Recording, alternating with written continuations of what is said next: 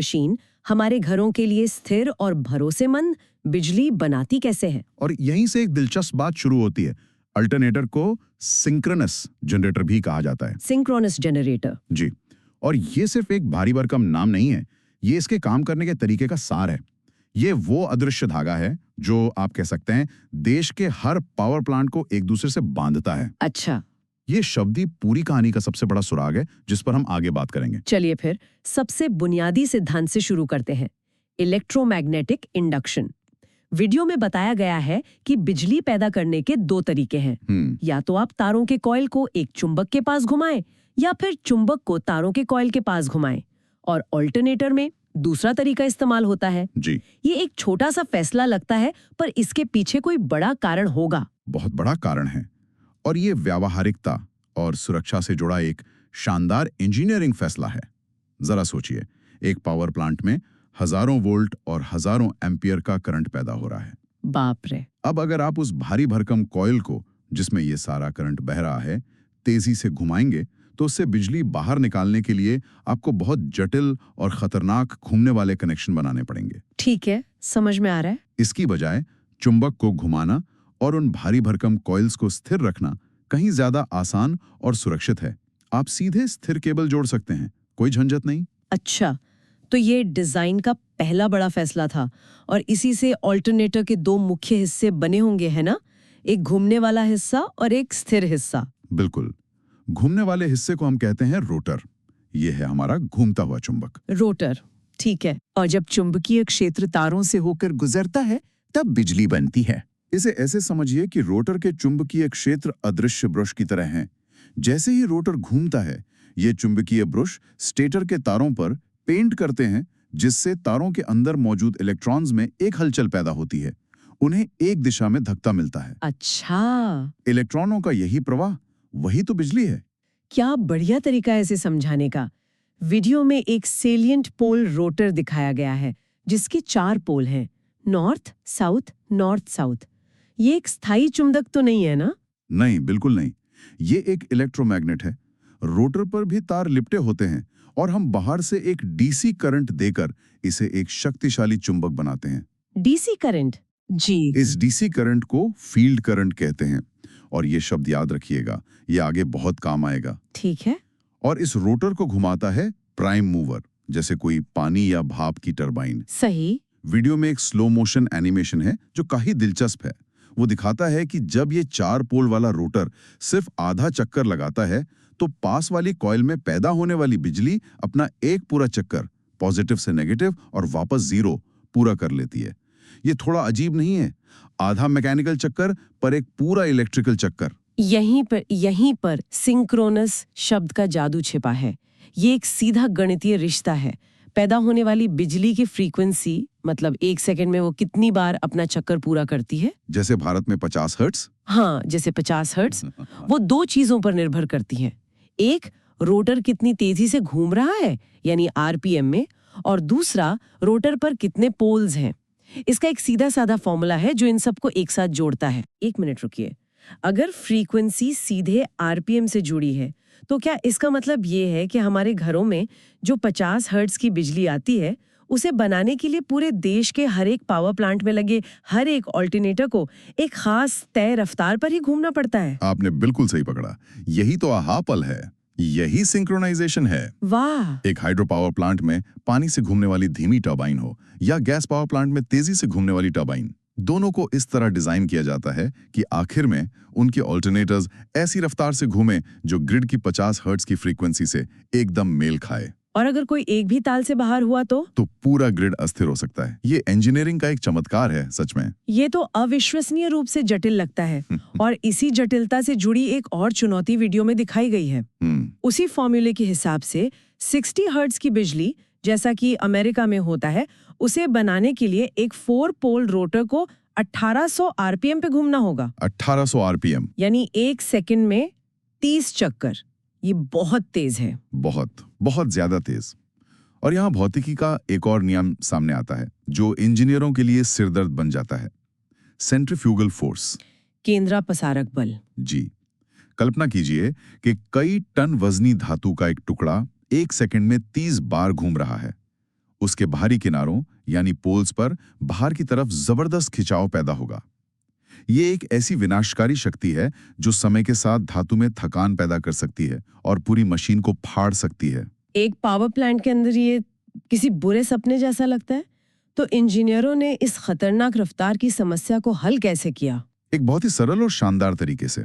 उन्होंने सोचा, अगर हम रफ्तार कम नहीं कर सकते क्योंकि उससे फ्रीक्वेंसी बदल जाएगी, तो फॉर्मूले के दूसरे हिस्से को बदलते हैं। मतलब पोल्स की संख्या को। एकदम सही। उन्होंने रोटर पर 4 पोल्स के बजाय ज्यादा पोल्स जैसे 10 या 20 लगा दिए। अब उसी फॉर्मूले में अगर आप मान लीजिए 12 पोल्स डालें तो 60 हर्ट्ज की फ्रीक्वेंसी पैदा करने के लिए रफ्तार 1800 आरपीएम से घटकर सिर्फ 600 आरपीएम रह जाती है। वाओ! तो ये एक इंजीनियरिंग समझौता है।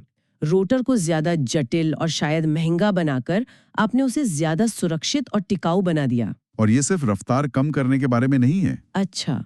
ये मशीन को प्राइम मूवर की प्राकृतिक रफ्तार के हिसाब से ढालने के बारे में भी है।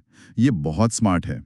धीमी गति से घूमने वाले हाइड्रो टरबाइन के ऑल्टरनेटर में आपको कई पोल्स मिलेंगे, जबकि तेज रफ्तार वाले स्टीम टरबाइन के ऑल्टरनेटर में सिर्फ 2 या 4 पोल्स होते हैं। उनका डिजाइन भी अलग, ज्यादा चिकना और बेलनाकार होता है ताकि वो इस तनाव को झेल सकें। हर मशीन अपनी जरूरत के हिसाब से बनाई जाती है। बिल्कुल। ठीक है, तो हमने एक सिंगल एसी वेव बनाना सीख लिया और रफ्तार की समस्या भी हल कर ली। लेकिन ये तो सिर्फ शुरुआत है। हमारे उद्योग और बड़े उपकरण तो 3 फेज बिजली पर चलते हैं। ये कैसे होता है? इसका तरीका भी उतना ही सरल और असरदार है। स्टेटर में जहां हमने एक आर्मेचर कॉइल रखी थी, इंजीनियरों ने बस 2 और कॉइल्स लगा दी। बस 2 और कॉइल्स? हाँ, लेकिन उनकी जगह बहुत सोच समझकर चुनी गई। उन्हें पहली कॉइल से ठीक 120 डिग्री की कोण पर रखा गया। एक वृत्त में 360 डिग्री होते हैं, तो तीनों कॉइल्स एक दूसरे से बराबर दूरी पर हैं। एकदम सही। अब जब रोटर घूमता है तो उसका चुंबकीय क्षेत्र इन तीनों कॉइल से एक के बाद एक नियमित अंतराल पर गुजरता है। नतीजा 3 अलग-अलग एसी करंट पैदा होते हैं। और वो तीनों एक साथ नहीं होते होंगे। नहीं, वो एक दूसरे से 120 डिग्री के फेज अंतर पर होते हैं। मतलब जब एक अपने चरम पर होता है तो दूसरा अभी चढ़ रहा होता है और तीसरा उतर रहा होता है। और वीडियो में दिखाया गया है कि इन तीनों कॉइल्स के एक-एक सिरे को एक साथ जोड़ दिया जाता है, जिसे स्टार कनेक्शन कहते हैं। जी, स्टार कनेक्शन। और बाकी 3 सिरों से हमें 3 फेज पावर मिल जाती है। पर इसका फायदा क्या है? इसके 2 बड़े फायदे हैं। पहला, ये पावर को ज्यादा कुशलता से लंबी दूरियों तक भेजने में मदद करता है। और दूसरा, ये बड़ी मोटरों को बहुत सहजता से और ज्यादा ताकत के साथ चलाता है। ये आधुनिक पावर सिस्टम का आप कह सकते हैं मानक बन चुका है। अब बात करते हैं उन छोटे-छोटे लेकिन जरूरी हिस्सों की जो इस मशीन को और बेहतर बनाते हैं। वीडियो में पोल कोर और स्टेटर कोर का जिक्र है, जो स्टील की पतली-पतली परतों यानी लैमिना से बने होते हैं। ये धातु के ठोस टुकड़े क्यों नहीं होते? ये ऊर्जा बचाने का एक बहुत चालाक तरीका है।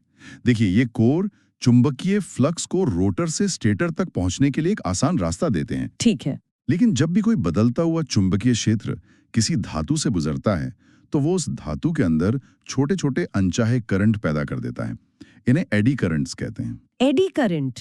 ये करंट कुछ नहीं करते, सिवाय गर्मी पैदा करके ऊर्जा बर्बाद करने के। तो ये एक तरह का इलेक्ट्रिकल घर्षण है। बिल्कुल, बहुत अच्छा सादृश्य है। बिल्कुल।